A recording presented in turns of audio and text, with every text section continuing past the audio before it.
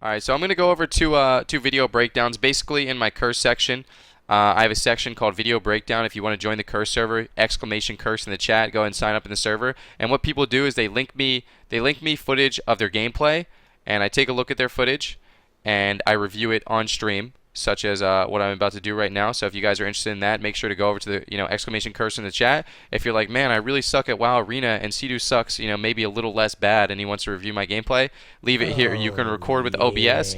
You can stream it, and I'll use the Twitch VOD. You can put it up on YouTube.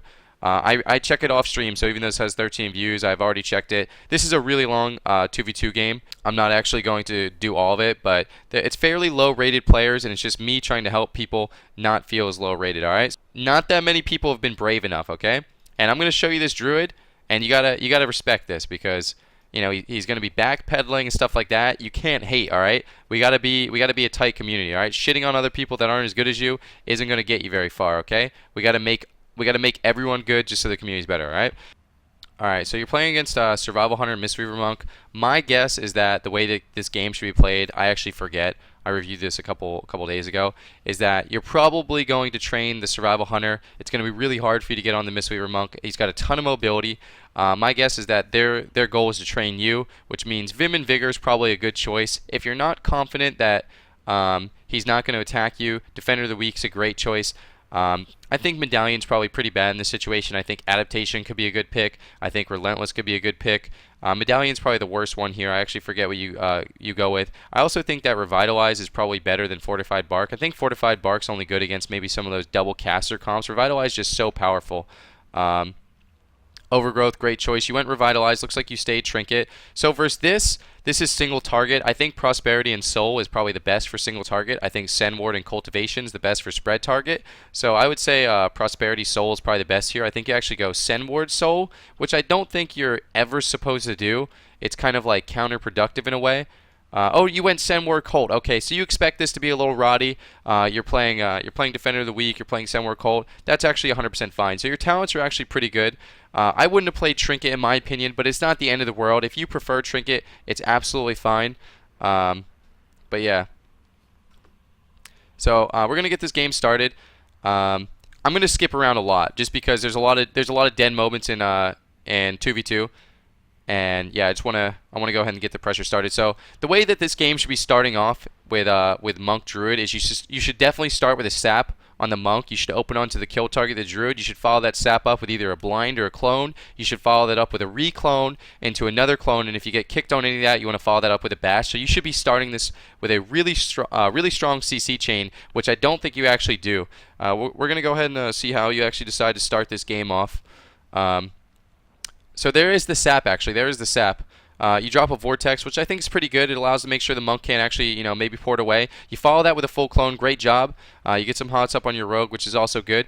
What you should have done here is, right now, you guys actually have the advantage. The Hunter's at 70%. He's getting kind of wrecked. You don't need to be putting these hots up. You want to make sure you follow this clone up with a reclone. So that's mistake number one. You allow this guy to get the cocoon there. You could have easily refollowed that up with a clone, followed by another clone into a bash. So you kind of missed an opportunity there to maybe generate a little more pressure. He ended up using the cocoon anyway, so it didn't matter as much. And at this point right now, this CC is kind of irrelevant. You already use your stun DRs. You want to make sure that when you go for that bash, you have clones to follow up in most situations. So this bash on the Monk, you're going to clone him, but it's going to be half. You kind of already lost some pressure. Right now, what you should be looking to do is, what I noticed in this game, you don't really ever go for what's called offensive cyclones. You want to, right now in this situation, clone your kill target. You want to slow down his pressure. You want to make sure that the Mistweaver Monk doesn't have a good opportunity to top him. And normally, after cloning the Monk 3 times, the best thing you could do is honestly just clone the Hunter 3 times. You want to make sure that you get the pressure on the Monk by cloning him. He can't heal the Hunter. And then when you're out of CC for the Hunter, you start cloning, or excuse me, when you're out of CC for the Monk, you start cloning the Hunter here. So, like I said, this is a pretty long game. Good use of Iron Bark right there. You should probably put the Life Loom up in your Rogue. You don't necessarily need it on yourself. You get Leg Swept, Trinket that's fine. You couldn't get the CC.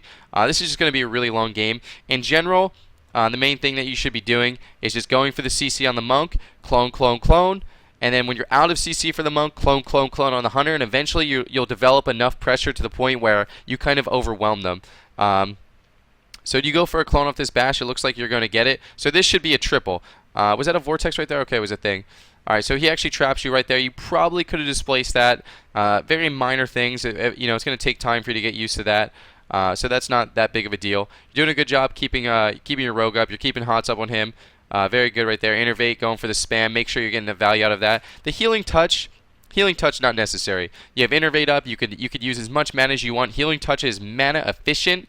So especially when you have Innervate up, you absolutely don't want to use Healing Touch. The Healing Touch spec is dead now, so Healing Touch should only be used in super desperate situations where you feel like you have nothing else in the tank and you need to just kind of spam the most efficient heals you have. But doing a good job keeping hots up. But you know, like I said, the biggest thing that you're not doing in this game is you're not getting those clones on the hunter. And I know it might seem weird to you because he's the kill target, and you're like, man, you know, he's the kill target. I don't understand why I have to clone him. But if you get well-timed clones on the hunter, it's just going to make it so difficult for that Mistweaver to you know, eventually keep him up. So that's definitely the biggest thing that you need to do. My guess is that you probably do this in multiple games where you're just not cloning the kill target. So that's basically probably the only thing here. The rogue actually randomly stepped beneath that trap. Is this guy God mode or what? That step was fucking insane. How did he do that? So every time, what you want to do here is every time you have bash and your rogue has a kidney, so like for example your rogue kidney there, this is where you push up for the bash on the monk. You displace on the monk, you go for the bash, you clone him 3 times, off of the clones, you clone the hunter, maybe have your rogue poke the monk a little bit. It's good to poke the monk a little bit while the hunter's in clone, just because you want to get this Vim and Vigor off. He's playing this increased 20% healing. If you get him to 79%, which isn't that difficult to do, he does 20% less healing. So eventually you start establishing this momentum that kind of carries through for the rest of the game. You're trained hunter for a really long time. I'm going to start skipping around here because it's 2v2, and it's basically the same thing over again. Let's see what you do with this situation right here. Looks like you got blind into a sap. Looks like you're probably going to go for... So right here, he could have been half cloned.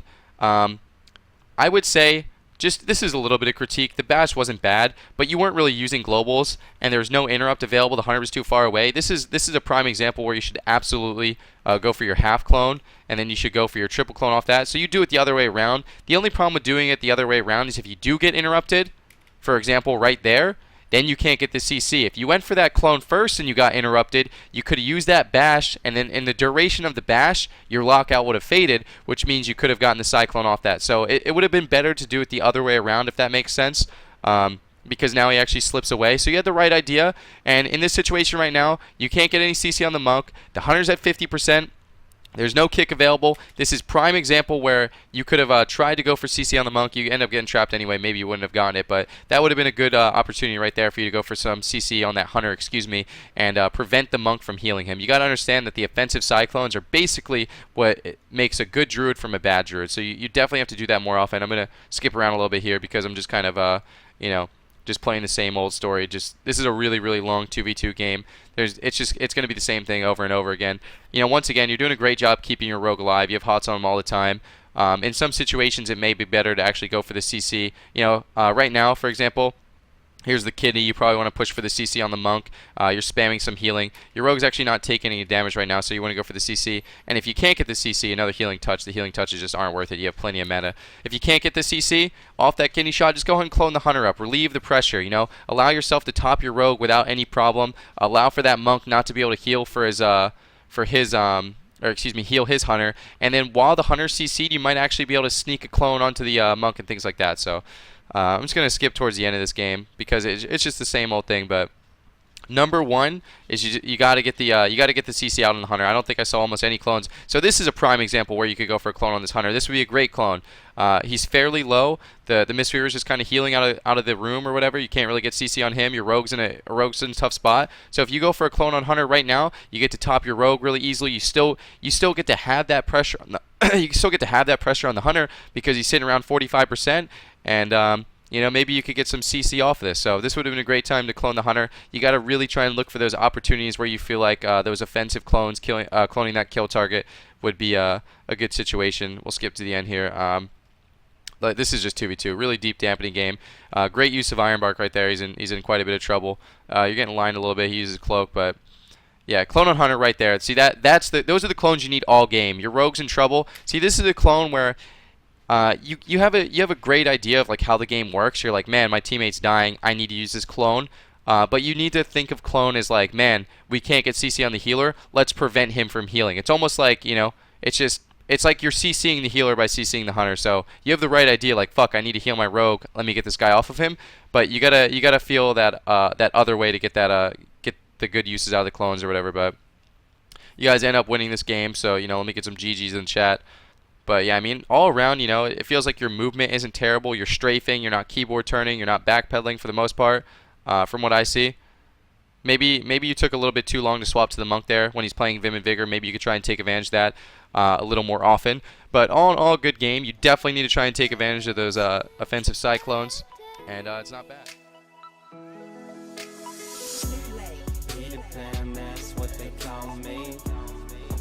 That you never be lonely. Be the fan, that's what they call me. I promise that you never